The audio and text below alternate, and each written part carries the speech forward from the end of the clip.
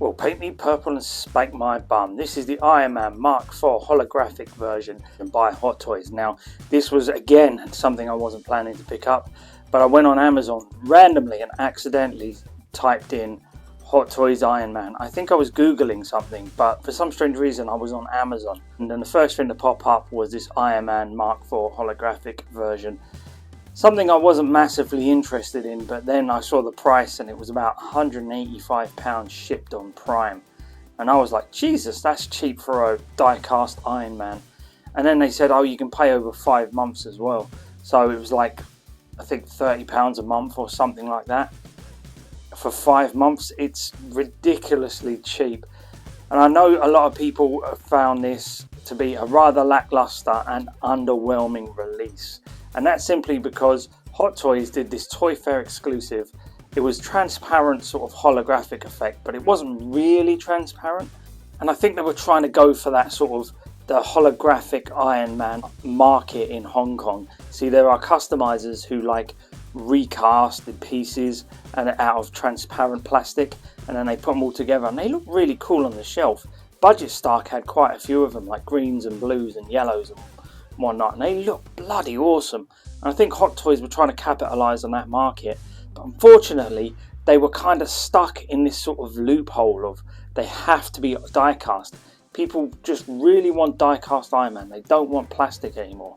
So I think this was sort of like between a rock and a hard place. And so when it released, quite rightly, a lot of people were a bit like, ooh, that was a bit of a swing and a miss, Hot Toys. So it sat on shelves, and it's still sitting on shelves now, to the point where even in the UK we don't get discount Hot Toys. It's very, very rare.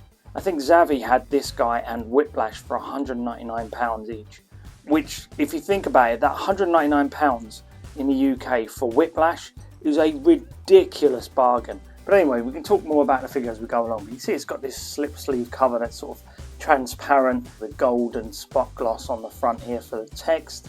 So like a little sticker here saying Hot Toys exclusive. And on the back we've got all the cast members and the arc reactor design. It's quite a tall box, that's why I can't stand it up in my shelf. But let's just slide this off and you can see how transparent it gets. You can see my hand through it. It's really nice. I actually like the presentation of this, it's quite cool. And then on the top we've got Iron Man Mark IV holographic edition, and this is the underneath behind the red slip cover. You can see all the circuitry and the arc reactor, and it's got Iron Man 2 logo on it because it is the Mark IV, and it's got the usual side opening foam insert that Hot Toys have been doing lately with their die cast Iron Man, which I actually kind of prefer a little bit. The box where you had to take the top off then take the foam insert out was always a bit cumbersome, so it's quite nice that they have redesigned it so that these things just slide out of the side. And of course here's the front of the foam box, and you can see it's got Iron Man Mark IV holographic version. I do love how they imprint these onto the foam itself, it just looks really cool. It's a really nice presentation, you can't fault Hot Toys for that. And just quickly slipping him out of the box, it's still got all these sort of foam inserts on and protective pieces.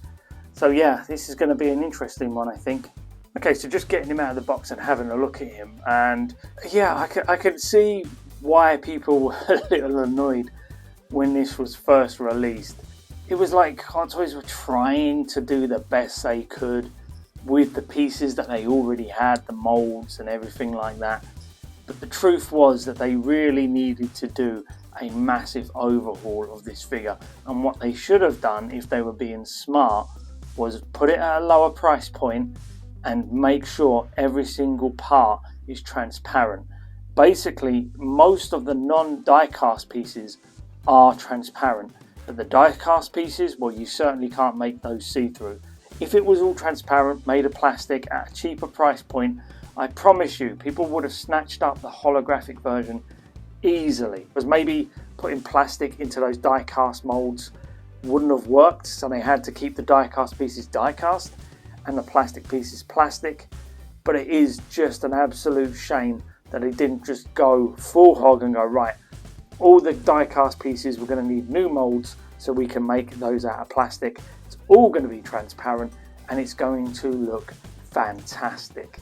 And I walked past this the other day in Forbidden Planet, and I have to say that I actually really was drawn to it when I was walking past it on the shelf. It might be because a lot of the other stuff in the shelf I already had, but when I was looking at it, I was like, do you know what? There's some really nice pieces in here, and it looks kind of unique.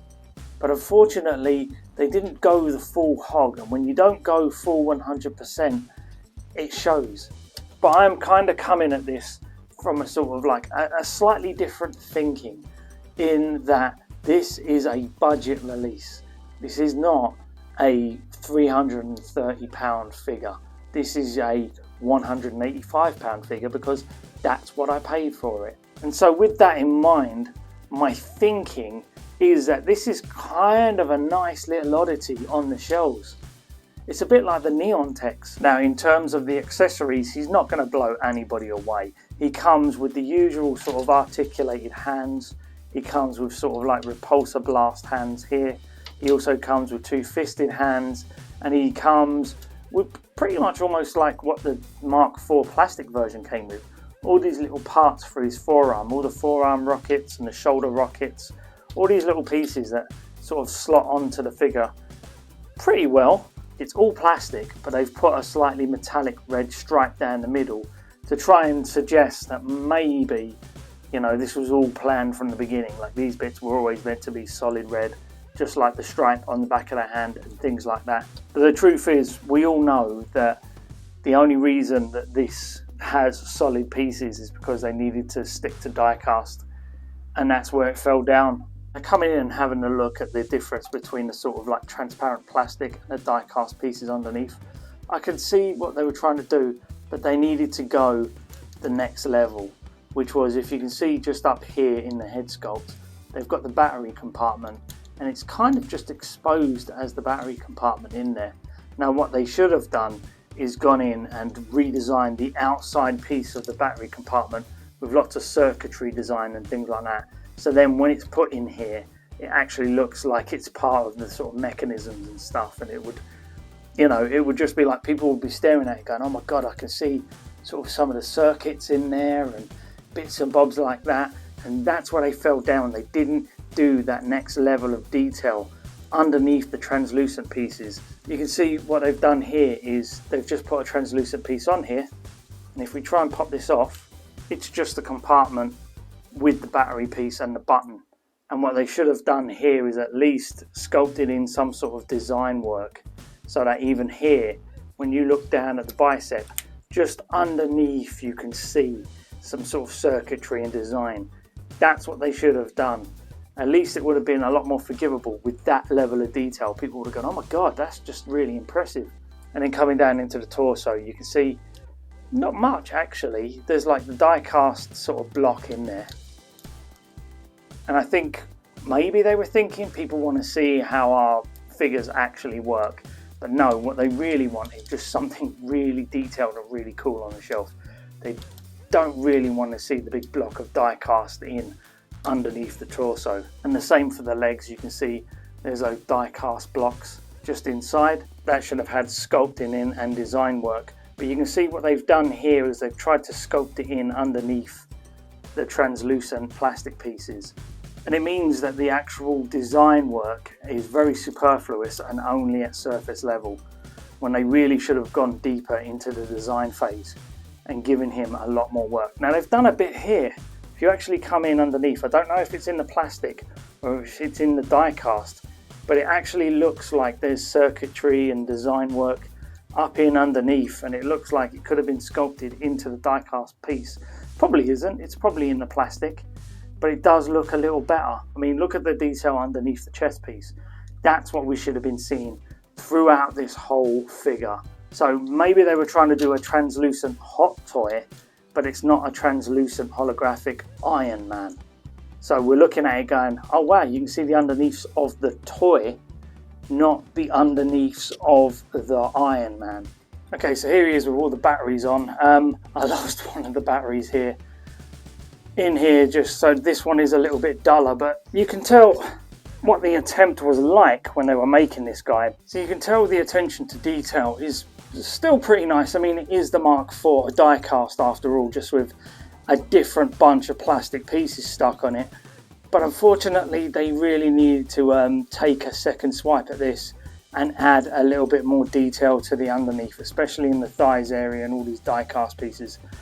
Just take them out just completely take those die cast pieces out, and you would have probably done yourself a bigger favour, and it would have at least been able to be picked up quite confidently by like the die-hard Iron Man completionists without too much worry. But as it is very much a niche piece that was almost like, oh, nice try, Hot Toys, but unfortunately they didn't stick the landing, simply because they just could not get out of their heads that they really needed to take the die cast out of this figure in order to really achieve what they wanted to achieve.